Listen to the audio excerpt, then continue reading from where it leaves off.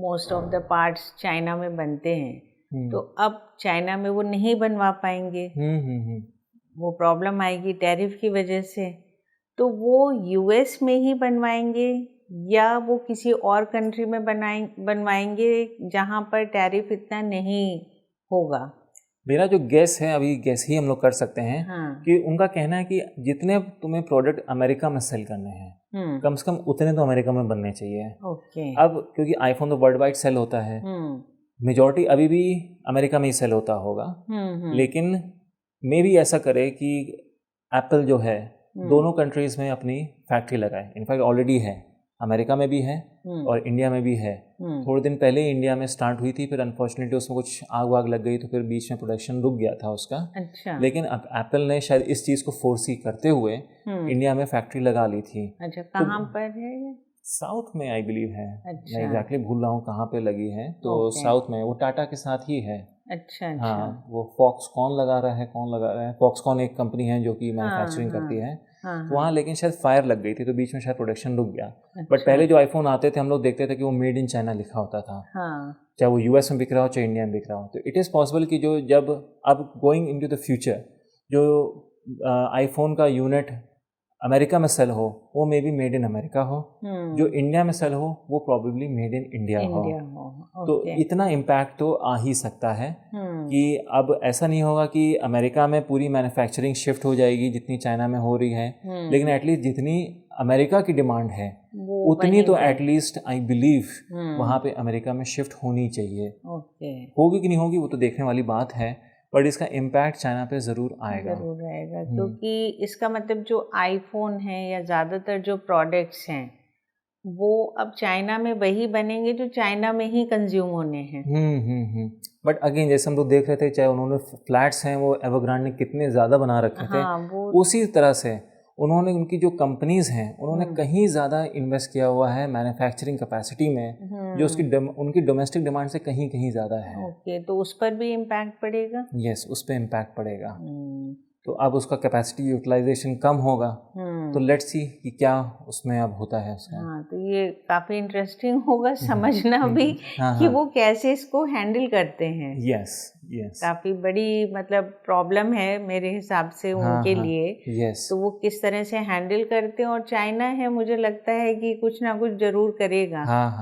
क्योंकि उसका तो इंटरेस्टिंग रहेगा इसको समझना कि एग्जैक्टली क्या पॉलिसी मेजर्स चाइना लाता है, क्या पॉलिसी मेजर्स यूएस लाता है। तो आजकल जो सबसे इंटरेस्टिंग होता है अगर इकोनॉमी टर्म्स बात करें वो यूएस, इंडिया, चाइना, जापान और एक यूरोप रीजन जो है। तो अगर आप इसको समझ रहे हैं, ट्रैक कर रहे हैं, तो आपको एटलीस्ट पूरे वर्ल्ड का एक आइडिया लगता रहता है कि एग्जैक्टली हो क्या रहा है वर्ल्ड में। तो टैरिफ्स आजकल सबकी नींद उड़ाए हुए हैं ये कह सकते हैं।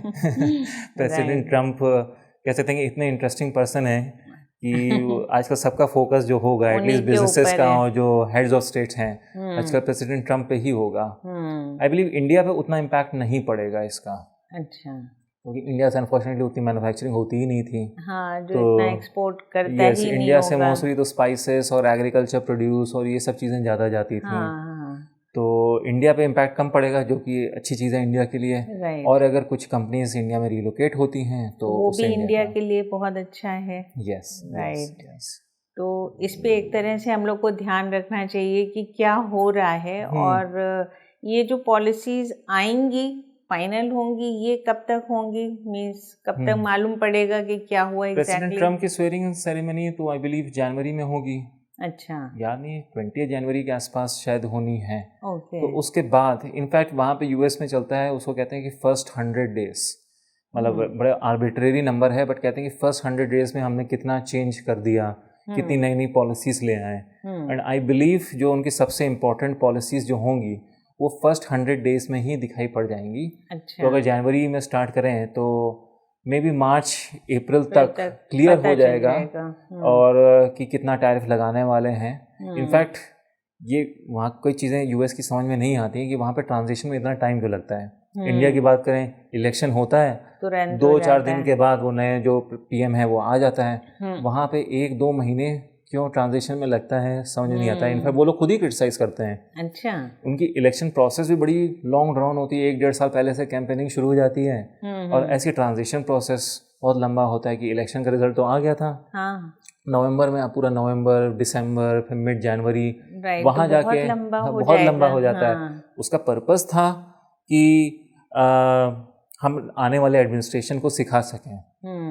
इनफैक्ट उससे ज़्यादा और पीछे जाएं, उसका ये जो मॉडर्न अमेरिका है ये 1776 में बना है, इसको कहते हैं। इंडिपेंडेंस तो कुछ सालों बाद मिली थी, बट उसको जब इन्होंने इंडिपेंडेंस डिक्लेयर की वो 1776 था। और यूएसए इंडिया से कहीं कहीं ज़्यादा बड़ा है ज्योग्राफिकली।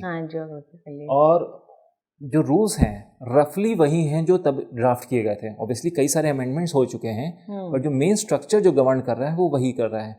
तो पहले क्या होता था, एक एंड से दूसरे एंड से तक जाना है, अगर आपको ट्रैवल करना है अमेरिका में, तो आपको घोड़ा या जो वही होता है ना, कैरेजेस होते हैं, हॉर्स कैरेजेस होते हैं, उससे जाना पड़ता था। तो उनका पर्पस था कि लेट्स से कि आपका कोई कैबिनेट मिनिस्टर है या कोई और है, कि वो आप जैसे हम लोग को मालूम है कि जो वॉशिंगटन डीसी है वो ईस्ट कोस्ट पे है। अब लेट्स से कोई वेस्ट कोस्ट पे बैठा है, तो उसको आने में उसका महीनों लग जाए। ये रूल्स तब बनाए गए थे। अब तो क्या फ्लाइट से कुछ घंटे में आप आ सकते हैं वेस्ट कोस्ट से, ये तो सोचने वाली चीज ही नहीं है। और उसके अलावा भी टेक्नोलॉजी इतनी इम्प्रूव कर गई है कि उसको किसी को चार्ज हैंड ओवर करने के लिए टेक्नोलॉजी की भी मदद ली जा सकती है, और जैसे बाकी हर कंट्री में हो रहा है वैसे यूएस में भी हो सकता है। तो ये रूल तब का बना हुआ है। अच्छा, तो उसको चेंज नहीं किया। तो कई इलॉजिकल रूल्स होते हैं जो हम लोग डिस्कस करते हैं, तो ये one of them illogical rules है कि अब फाइनली मिड जनवरी में जाके पता चलेगा कि जब वो अपने पॉलिसी अनाउंसमेंट्स करेंगे। तो मतलब तब तक वो कोई पॉलिसी ऐसे ला नहीं सकते, इम्प्लीमेंट नहीं कर सकते। तब तक इनको बोला जाता है प्रेसिडेंट इलेक्ट। अच्छा। टेक्निकली प्रेसिडेंट अभी भी जो बाइडेन है। अच्छा। यस, इवन तो हार गए हैं, बट उनका टर्म खत्म होगा जब स्वेरिंग इन सेरेमनी होगी प्रेसिडेंट डोनाल्ड ट्रंप की। अच्छा। तो इतना दिन बेसिकली, तो इसका मतलब कोई नई पॉलिसी इस पीरियड में नहीं आ सकती, क्योंकि एक तरह आ सकती है। प्रेसिडेंट बाइडेन ला सकते हैं, ट्रंप नहीं। लेकिन वो तो हार चुके हैं। बट उनका रूल अभी भी चल रहा है, उनका टर्म चल रहा है। ओके। इनफैक्ट कई बार होता है बड़े अनपॉपुलर डिसीजन जितने लेने होते हैं, तो वो अभी ले सकते हैं। वो लास्ट डेज में लेते हैं। इनफैक्ट इसका इस टॉपिक जो हमने डिस्कस किया उससे कोई लिंक नहीं है। वहाँ पे कई बार होता है पार्डनिंग ऑफ प्रिजनर्स होता है। कुछ उनके पास ऑब्वियसली गवर्नर्स के पास पावर होती है और प्रेसिडेंट के पास पावर होती है कि किसी भी प्रिजनर को वो पार्डन कर सकते हैं। और ये ट्रेडिशन बना हुआ है कि जब भी जो आउटगोइंग प्रेसिडेंट होता है वो कुछ प्रिजनर्स को पार्डन कर देता है, कई बार ह्यूमैनिटेरियन ग्राउंड पे। तो वो नॉर्मली जो एंड डेज होते हैं अपने प्रेसिडेंसी के उस पे करता है। और ये भी कहा जाता है कि इम्पोर्टेंट डिसीजंस ना लो, लेकिन ऐसा कोई नहीं कि ले नहीं सकते हैं। अच्छा, ले सकते हैं। अब वो लेते हैं कि नहीं लेते हैं वो मुझे नहीं मालूम है, मोस्ट प्रॉब्ली नहीं लेते हैं, आउट ऑफ कर्टसी नहीं लेते हैं। लेकिन टेक्निकली प्रेसिडेंसी तो अभी भी प्रेसिडेंट जो बाइडेन के पास ही है।